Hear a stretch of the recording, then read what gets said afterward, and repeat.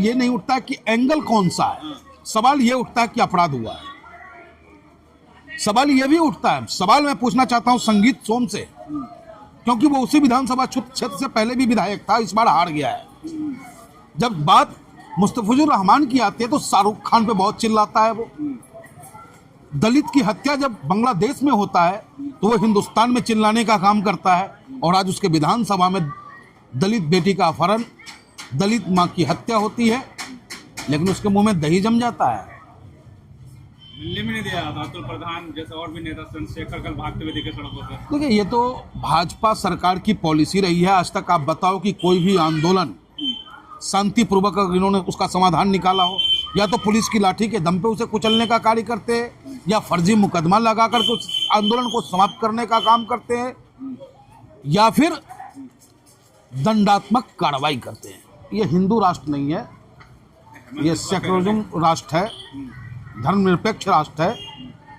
हमारा राष्ट्र बाबा साहब भीमराव अंबेडकर के दिए संविधान से चलता है, और संविधान में ये ताकत है कि जनता जिसके साथ होगी वो पीएम भी बन सकता है, सीएम भी बन सकता है, मेयर भी बन सकता है। और इसी हिंदुस्तान में अब्दुल कलाम जी जैसे लोग देश के राष्ट्रपति भी बनते हैं, देश को परमाणु शक्ति संपन्न भी बनाते हैं। तो ये कोई अचरज की बात नहीं है। हेमंत जैसा करेंगे पाकिस्तान की जहनीत है आप वो पागल है तो हमारा नेता पागल नहीं ना है भाई। पागल तो वो है उलूल जुलूल शब्दों का इस्तेमाल करता है। वो बोल सकता है कि यहाँ कोई बुरके वाली नहीं बन सकती है, और अगर हमने कह दिया कि बन सकता है तो इसमें कोई बड़ा लकीर तो खींचने की बात है नहीं। जनता अगर हमारे साथ है, मुंबई नगरी के लोग चाहते हैं कि मुस्लिम महिला मेयर बने, तो उसे कोई रोक नहीं सकता है। और 15 तारीख को महाराष्ट्र की धरती पे पतंग ही पतंग आपको उड़ता हुआ नजर आएगा। नीतीश राणा कह रहे हैं कि अगर मेयर मुस्लिम या पीएम बना रहे तो कराची या इस्लामाबाद चला जाए। 90% हिंदू हैं आपको। अरे वो तो कंप्लीट इंडियन भी नहीं है, 1.5 फुट का है। कंप्लीट इंडियन मैन उसे कहते हैं जब देश को जरूरत पड़े तो वो आर्मी में जा सके। कम से कम 5 फुट 6 इंच का होना चाहिए था उसे। वो तो धोखे से बटेर, कहते हैं धोखे से बटेर पांव के नीचे आ गया तो वो शिकारी बन रहा। उसकी बातों का कोई तवज्जो हम ऑल इंडिया मजलिस इत्तेहाद मुस्लिमीन नहीं देते हैं। लेकिन ये कांग्रेस के सांसद इमरान मसूद वो करेंगे दिन में तारा दिखाने वाली बात कर रहे हैं। दरअसल कांग्रेस और भाजपा में कोई अंतर भी है क्या? भाजपा सामने से ठोकती है, कांग्रेस पीछे से ठोकती है। कांग्रेस के राज में जितना मुसलमानों पे जुल्म हुआ, कांग्रेस के राज में जितने असहाय मुसलमानों पे गोली चलाई गई, क्या उसे हिंदुस्तान के मुसलमान भूल गए हैं? अगर आज भारतीय जनता पार्टी सामने से ठोकने का काम कर रही है तो ये भी ताकत कांग्रेस का ही दिया हुआ है। क्योंकि असदुद्दीन ओवैसी ने जवाब ये भी कहा है कि पाकिस्तान के संविधान में ये तो लिखा हुआ है कि एक मजहब का बनेगा, लेकिन हमारे संविधान में ये नहीं लिखा है कि किस मजहब का पीएम बनेगा। बिल्कुल बिल्कुल, तो हम तो संविधान की बात करते हैं, हम तो संविधान के मानने वालों में से हैं, बाबा साहब के आइडियोलॉजी पे चलने वाले हैं हम। तो जो संविधान हमें ताकत देता है उसको छीनने का अधिकार किसी में नहीं है। तो ये कोई अतिशयोक्ति नहीं है। जब यहाँ एक निर्दलीय व्यक्ति मुख्यमंत्री बन सकता है, मधु कोड़ा, आपको याद होगा झारखंड की राजनीति में अकेला जीत के आया था वो, और एक मुख्य विधायक की आवश्यकता थी, उसने शर्त रखा मुख्यमंत्री बनूंगा। तो ये तो हिंदुस्तान है, या कुछ भी हो सकता है।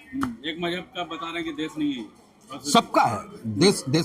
देश का जो गुलदस्ता है, हिंदू मुस्लिम सिख ईसाई का है गुलदस्ता, और कोई भी फूल अगर मुरझाता है तो देश के चेहरे पे सिकन नजर आता है। हिंदू राष्ट्र की बात कर रहे हैं कि 90% आप भी ब्राह्मण हैं, आप चाहते हैं कि हिजाब वाली महिला प्रधानमंत्री बने देश में? देखिए, हिजाब वाली कोई पाकिस्तान की तो होगी नहीं, हिजाब वाली कोई बांग्लादेश अफगानिस्तान की नहीं होगी, वो हमारे देश की बेटी होगी। तो इसमें कोई दो राय नहीं है, कोई बुराई नहीं है। हम में काबिलियत है तो हम बनेंगे, उस हिजाब वाली में काबिलियत होगा वो बनेगी। लेकिन फूल बांटने का भी विरोध हो रहा है, आपने फूल बांटे उसका विरोध हुआ, लेकिन तलवार भी बांटे जा रहे हैं, हालांकि गिरफ्तारी हुई है उनकी। देखिए, इन गिरफ्तारियों से कोई फर्क नहीं पड़ रहा उनके ऊपर। गिरफ्तारी हुई, जमानत हो रहे हैं। अगर और बताओ कि तलवार बांटने वालों का गिरफ्तारी होती है वो भी प्रेशर में, और उसका जमानत हो जाता है। और हम फूल बांटने निकले हैं तो हमें गिरफ्तार किया जाता है। तो एक नगर में 2 भाव ठीक नहीं है लोकतंत्र के लिए। और ये गिरफ्तार हमें करते रहे, उससे कोई फर्क नहीं पड़ता। हम भाईचारा, मोहब्बत, एकता का संदेश देते रहेंगे। तो आप भी जश्न मना रहे हैं कि जो मेडिकल कॉलेज बंद हुआ है कश्मीर में? देखिए, उससे कहीं ना कहीं देश के छात्रों को नुकसान हुआ है। जश्न मनाने की आवश्यकता नहीं है। ठीक है, क्या उसका बायलॉज होना चाहिए, नहीं, वो एडमिनिस्ट्रेशन तय करेगा, एडमिनिस्ट्रेशन के ऊपर वो निर्भर करता है। लेकिन आप हर प्रकार के कार्यों में आप जाति एंगल और धर्म एंगल देखेंगे तो ये देश हित में ठीक नहीं है। हिंदू संगठन तो ढोल नगाड़ों से स्वागत कर रहे हैं कि मजा आ गया। हिंदू संगठन तो ढोल नगाड़े से तब भी कर रहा था जब मुस्तफिजुर रहमान को हमने रिहा कर दिया। लेकिन इसे तो उस वक्त में विरोध करना था जब उसे ऑक्शन में लाया गया था। विरोध करना था इस हिंदू संगठन को तो गृह मंत्रालय का करना था, विरोध करना था बीसीसीआई का करना था, विरोध करना था तो खेल मंत्रालय का करना था। लेकिन शाहरुख खान का नाम क्या सामने आया, इनके बर्नौल की जरूरत पड़ गई इन्हें। देशद्रोही बता दिया था शाहरुख। देशभक्त है, देशद्रोही वो है जो शाहरुख खान को देशद्रोही कहते हैं। लेकिन जो कश्मीर के सीएम कह रहे हैं कि एक मेडिकल कॉलेज के लिए पूरा शहर इंतजार करता है और यहाँ मेडिकल कॉलेज बन गया, उसको बंद कराने का जश्न मना, ये दुर्भाग्यपूर्ण है। मैंने क्या कहा, ये दुर्भाग्यपूर्ण है। एक इंस्टीट्यूट, एक विद्यालय, वैसे ही आपके पास मेडिकल सीट की कमियां हैं, बच्चे भटक रहे हैं, रिश्वत दे दे करके एडमिशन हो रहे हैं लोगों के, और एक कॉलेज का निर्माण होता है, यूनिवर्सिटी का निर्माण होता है और उस यूनिवर्सिटी को बंद करा दिया जाए जाति और धर्म के नाम पर, तो ये गलत है, ये बिल्कुल देश हित में नहीं है। बिल्कुल, जैसे मेडिकल कॉलेज की बात करता हूँ, गाजियाबाद में सरकारी मेडिकल कॉलेज नहीं है, अमरोहा, मुरादाबाद, यहाँ तक नहीं है। यहाँ तो जब से भाजपा की सरकार है ये भाई साहब शिक्षा का व्यवसायीकरण हो गया। गरीब बच्चे शिक्षा ले नहीं सकते। हमारी कैपेसिटी नहीं है कि मैं अपने बच्चों को प्राइवेट स्कूल में पढ़ाऊं, और उस स्कूल में पढ़ेगा कौन? तो जो रिश्वत लेकर के अधिकारी अपने बच्चों को पढ़ाने का काम करते हैं या धनाढ्य वो पढ़ा पाएंगे। दुखी हम हैं, देखिए दुखी हम हैं क्योंकि हमारे सनातन भाइयों को बांग्लादेश में मारा जा रहा है। उसके लिए तो इस बात की दुखी हम हैं, लेकिन सिर्फ हम दुखी प्रकट कर सकते हैं, हम वहां जाके उसकी मदद नहीं कर सकते, है ना। लेकिन यहाँ हमारे अपने हिंदुस्तान में और उस जगह पे, उस इंदौर को जो हिंदुस्तान का नंबर 1 नगर निगम का ग्रेड मिलता हो, वहां जहरीले पानी पीने से 21 मौतें हो जाती हो, दर्जनों बच्चे हैजा और दस्त के शिकार होते हो, और वहां तो छोड़ दो साहब, हमारे शहीद नगर को रख लो, हर गली में आपको पानी माफिया नजर आ जाएंगे। हर जगह आपको जहरीला पानी मिल रहा है, कहीं भी गंगा जल नहीं मिल पा रहा है, और नगर निगम टैक्स नहीं दो, आप मकान पे सील लगाने का काम करेगा। इसके लिए संगठन प्रदर्शन क्यों नहीं करते हिंदू संगठन?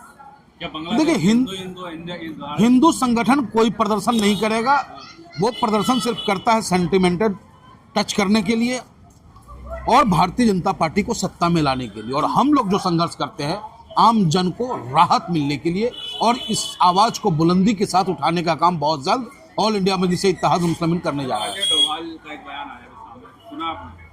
बताएं। जो बता रहे थे कि मंदिरों को तोड़ा गया, इसका बदला लिया जाए। देखिए वो बातें जो घटी थी, देखिए इस बात का दुख हमें भी है कि हमारे सोमनाथ के मंदिर को मोहम्मद गजनबी ने लूटने का काम किया। वो हमारा कहीं ना कहीं आस्था का केंद्र रहा है। आज इस सब का बात है क्या? लेकिन जिन शब्दों का इस्तेमाल उन्होंने किया है, प्रतिक्रिया, उस संवैधानिक पद पे बैठा हुआ व्यक्ति जो NSA है, हमारा राष्ट्रीय सुरक्षा सलाहकार है हमारा, उनके मुंह से ऐसा शब्द नहीं निकलना चाहिए। इससे समाज पे गलत असर पड़ता है। नहीं, मोहम्मद गजनबी का तो देखिए, मोहम्मद गजनबी लुटेरा था, वो लूटने आया था, और कोई भी धर्म को मिटा देना इतना आसान नहीं है।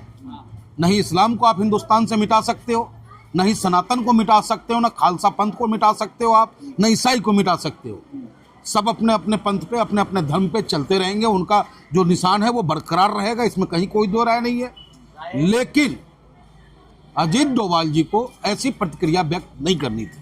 मोहन भागवत भी आजकल टुकड़े की बात कर रहे हैं। देखिए मोहन होता है तो टूटता है, क्या मतलब? मोहन भागवत जी की आइडियोलॉजी गोलवलकर साहब से मिलती है, और गोलवलकर जी ने अपनी पार्टी का जो RSS का स्थापना किया था, देश की आज़ादी से पहले किया था, और उस वक्त से उनका मिशन रहा है कि एक धर्म एक राष्ट्र।